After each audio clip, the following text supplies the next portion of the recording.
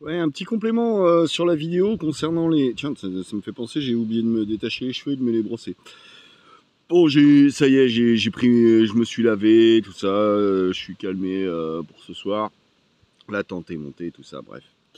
Non, mais je revenais sur l'histoire du positionnement de la tente par rapport à ce que j'ai expliqué sur les orages. Donc, bon, le problème, c'est les éclairs, mais il n'y a pas que ça en vrai. Il y a un truc que j'ai oublié de faire ce soir, c'est de regarder par rapport au vent. Et là, effectivement, j'ai un grand arbre qui pourrait potentiellement venir sur ma gueule. Bon, normalement, c'est pas vraiment dans ce sens-là que le vent souffle. Je vois que ça souffle comme ça, mais bon.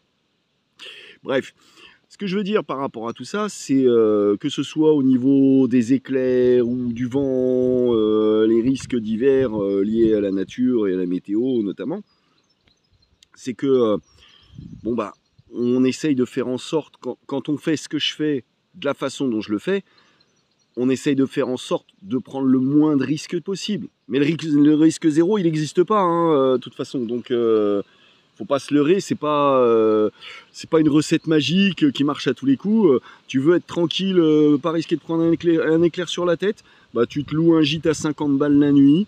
Tu vas dormir sous un toit où il y aura un paratonnerre et tu seras tranquille, voilà. Mais et puis pareil, le vent, tout ça, mais sauf que voilà, c'est pas comme ça que moi je pratique, quoi. C'est justement, je me confronterai un petit peu à la nature, quoi. Et encore, hein, confort quand même, hein. Je la fais pas version bête sauvage qui se cache sous les buissons, hein. Donc voilà, c'est ça. Ensuite, ça dépend de chacun, de ce que comment vous envisagez la chose. Moi, voilà, j'essaye d'être baigné dans mon élément.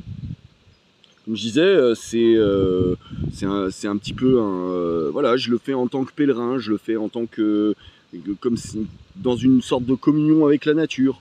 Ensuite, effectivement, j'ai une tente, tout ça, un sac de couchage suffisamment chaud pour ne pas crever de froid la nuit normalement, hein, sauf s'il y avait des températures vraiment très très très froides, très négatives. Bon, jusqu'ici ça va, j'ai toujours survécu, et puis c'est pas cette nuit qu'a priori je devrais avoir du -10. Hein.